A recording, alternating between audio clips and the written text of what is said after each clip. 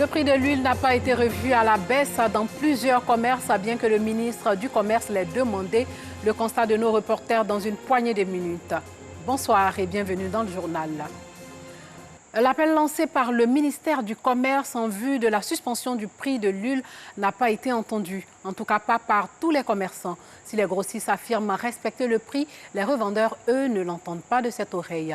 Georgette Ido s'est rendue dans quelques grandes surfaces. Son constat. Ici, à l'Alcodrome de Cocody, les restauratrices disent subir toujours la hausse du prix de l'huile. L'huile même qu'on dit aujourd'hui chez nous, l'huile est chère. Il a augmenté, ça n'a pas encore diminué. Moi, j'ai appris qu'on dit l'État dit de diminuer, mais ce n'est pas encore juste à présent. Là.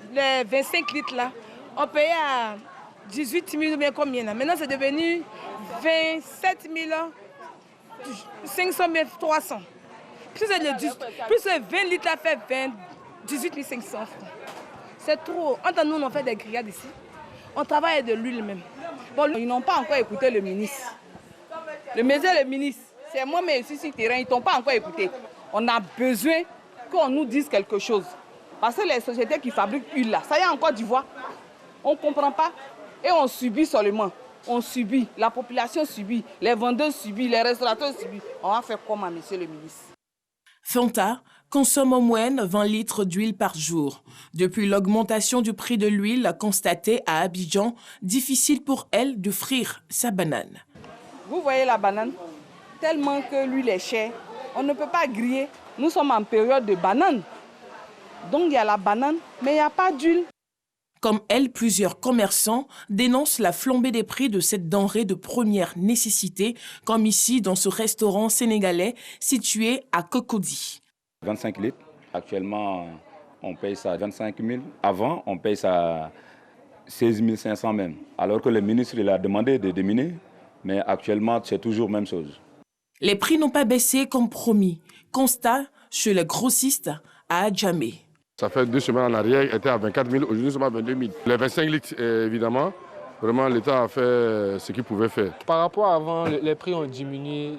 On vendait nous les bidons de 25 litres à 24 000, souvent même 24 500. Bon, maintenant ça a diminué de 2 000 francs. Chaque année, les prix augmentent. Par contre, dans cette grande surface, les prix n'ont pas connu d'augmentation. Chez nous, ici, nous n'avons pas effectué d'augmentation de prix sur la vente d'huile. Nous avons préféré garder les mêmes prix. Le prix de litre est à 900 francs. Pour le prix du 3 litres, 2850. Donc aucune augmentation n'a été effectuée. Contrairement à d'autres vendeurs qui ont effectué des augmentations. 22 000, 24 000, parfois même 26 000 au lieu de 16 000 francs CFA. Le prix de la bouteille de 25 litres d'huile n'a pas baissé dans tous les points de vente compromis. Les discussions entamées par le cadre technique de concertation entre ministère du Commerce et industriels du secteur de l'huile tardent à porter ses fruits. Je vous conduis dans l'ouest du pays, à Bogué, une sous-préfecture qui a mal à ses infrastructures, ce qui freine le développement de cette localité du département de Daloa. Routes, plateaux techniques, accès à l'eau potable et certaines écoles dans des villages sont en balbutiement. Eugène Atoubé revient de Gogouye. À 4 km de Daloa, le village de Kramoa, que traverse la route internationale qui relie le chef-lieu de la région du Haut-Sassandra à Diokoué jusqu'à Odiéné, passant par Maïtouba. Un avantage en termes d'accessibilité pour Kramoa qui bénéficie de l'électricité. C'est d'ailleurs la seule infrastructure qui lui donne l'allure de village moderne.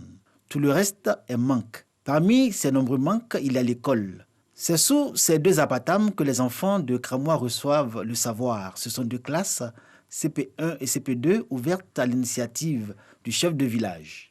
Kramoa et Bribo font au moins 1 km entre. Et nos enfants sont trop petits. Vous voyez le danger que les enfants courent quand ils vont à Bribo. Imaginez-vous sur une route internationale, des enfants de 6 ans qui parcourent avec ces gros camions qui se dépassent, quel danger ils ne courent pas. Je voulais demander à l'État de nous venir en aide pour construire les 6 classes. À Kramoa, où il n'y a ni centre de santé ni eau potable, les populations ont fait montre de leur volonté d'accompagner le gouvernement dans sa politique de l'école pour tous. Volonté également manifeste chez les parents d'élèves à Bogué, 16 km plus loin, son chef-lieu de sous-préfecture. Le collège de proximité souffre d'un déficit d'enseignants dans toutes les matières. Des bénévoles ont été recrutés à la demande de la population afin d'assurer l'entièreté du programme scolaire. Sur 19 enseignants que nous devrions logiquement avoir, nous n'avons que 11 enseignants. Et nous recrutons près de 9 enseignants bénévoles. Il n'y a pas de clôture et nous souffrons beaucoup parce que les animaux, les villageois, les paysans, tout le monde traverse la cour. Ça fait que les élèves ne sont pas concentrés. Quand l'État affecte des enseignants ici, ils demandent à partir. Pour la plupart, ils sont à Daloa, mais ils sont en sous-horaire là-bas. C'est-à-dire qu'ils sont plus qu'il n'en faut là-bas, alors qu'ici, il y a un manque criard d'enseignants. Nous sommes 2 éducateurs ici pour une population scolaire de 200 élèves. J'avoue que c'est trop. Pour les encadrer, ce n'est pas facile. La réalité à Bogué est que le centre de santé est malade de son plateau technique. Conséquence, les populations se rendent à Issia ou à Daloa pour des soins et actes de santé. Situation identique dans toutes les localités de la sous-préfecture. Exemple, Ziguédia. Lors d'une rencontre entre les cadres et la population, l'ouverture du centre de santé du village a été la principale question abordée. Sa construction avait soulevé beaucoup de joie chez les populations. Aujourd'hui, elle déchante. Quand une femme doit accoucher, ou si un bébé tombe malade dans la nuit, en tout cas pour l'évacuer à l'hôpital, on va à 15 km d'ici. Il y a Bogué à peu près à 10 km d'ici. Souvent dans le temps, on partait sur la route d'Issia. Il y a un village qu'on appelle Kébrégui. C'est près de 20 km. On marche pour aller. Notre souhait, c'est que cet hôpital commence à travailler. Les bâtiments sont là. Le plateau technique n'y est pas. Alors qu'ils sont isolés, comme s'ils étaient dans une île. Or, le plus souvent, les accouchements, c'est la nuit. Sincèrement, nous avons un pincement au cœur. On demande au gouvernement, aux autorités, d'aider ce dispensaire et surtout d'aider la population qui se trouve à Ziguédia. À Ziguédia, population, cadres et notabilité s'accordent pour unir leurs forces afin de combler les manques du village. C'est le même élan qui gagne les autres localités, autant que Bogué même. Cette partie de la région du Haut-Sassandra, zone de forte production agricole, rêve de progrès. Les élections législatives en Côte d'Ivoire auront lieu le 6 mars prochain. Avant ces échéances électorales, les populations de Tanda, dans la région du Gontougo, prient pour la paix. Pagasoro Kone de Madongi. Le chef du village de Tanda, Tana Kwaku II, et ses notables, la reine-mère, les guides religieux, les élus et cadres, mais aussi des populations du département à Amavi, village du ministre Kobena Kwasi Adjoumani, village situé à une vingtaine de kilomètres de Tanda, dans la région du Gontougo. Leur présence priait pour la cohésion et la paix en Côte d'Ivoire, mais surtout pour des élections législatives apaisées le 6 mars prochain. Au cours de ces élections-là, nous demandons que chacun puisse voter son candidat. Il n'y a pas de problème. Celui qui aime quelqu'un, qui le vote. Celui qui pense que c'est celui-là qui peut faire avancer notre région, qui le vote. Je souhaite que pendant ces élections-là, qu'il y ait la paix entre nous, qu'il n'y ait pas de palabre et que nous puissions voter tranquillement. On a prié beaucoup pour la paix, pour lui, pour le chef d'État, pour le Premier ministre et son gouvernement, pour la Côte d'Ivoire. Après les élections présidentielles, là, chaque vendredi, nous lisons le Coran pour que les élections arrivent, puis avoir la paix. Saisissant l'opportunité, le ministre de l'Agriculture et du Développement rural, Kobena Kwasi Adjoumani, par ailleurs, président du Conseil régional du Gontougo, a invité les populations à plus de responsabilité et de civisme dans leur comportement avant, pendant et après les élections législatives. À l'issue de la rencontre, le ministre Kobena Kwasi Adjoumani, le chef du village de Tanda, Tana Kwaku II et ses notables, la reine-mère, les guides religieux, les élus et cadres, mais aussi les populations de Tanda. Tous ont prié pour le développement de la Côte d'Ivoire. En Centrafrique, la Cour constitutionnelle valide la réélection de Faustin Archange Touadéra dès le premier tour avec un peu plus de 53% des voix face à Anissé Georges Dologuélé avec 21,69%. La juridiction suprême a rejeté les recours en annulation de 13 des 16 rivaux du chef de l'État centrafricain sortant. Il invoquait des fraudes massives et l'impossibilité pour 2 électeurs inscrits sur 3 de voter en raison de l'insécurité dans un pays où les groupes armés contrôlent 2/3 du territoire. Et puis en Égypte, les autorités dévoilent au public de nouveaux trésors archéologiques dans la nécropole de Saqqara, dont une cinquantaine de sarcophages du Nouvel Empire vieux de plus de 3000 ans. Une découverte qui réécrit l'histoire de cette période. De nouveaux trésors archéologiques dévoilés au sud du Caire. Une vingtaine de puits funéraires ont été découverts sur le site de Saqqara avec des sarcophages vieux de plus de 3000 ans.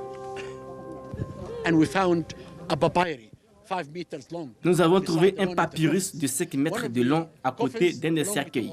L'un des cercueils appartenait à un soldat. Nous avons trouvé la hache avec laquelle il combattait. Nous avons aussi trouvé des jeux comme le Séné. Si vous gagnez, vous alliez dans l'autre monde, dans le champ d'Ialou, dans le paradis de l'Égypte ancienne. Saqqara abrite la nécropole de Memphis, capitale de l'Égypte ancienne. Ces découvertes vont permettre d'en savoir plus sur les pharaons du Nouvel Empire. Seuls 30% des objets enfouis ont été exhumés pour l'instant. Pour finir, grande réunion de concertation avec les présidents des comités communaux et des responsables de zone. C'est en football. Un seul point à l'ordre du jour, la remobilisation des actionnaires afin de reconquérir les stades à la reprise du championnat national. Le reportage de Patrick Dadier de RTI Sport. C'est sol béni que le président du Sénaco, Franck Timothée Tayoro, nommé le 19 septembre 2020, a choisi pour s'adresser au président du comité et aux responsables des zones le samedi 16 janvier 2021. Après une séquence d'ambiance festive entretenue par le Mur Jaune, l'un des comités d'animation, le patron des actionnaires, peut dévoiler l'ordre du jour et assigner des missions assez précises à ses lieutenants.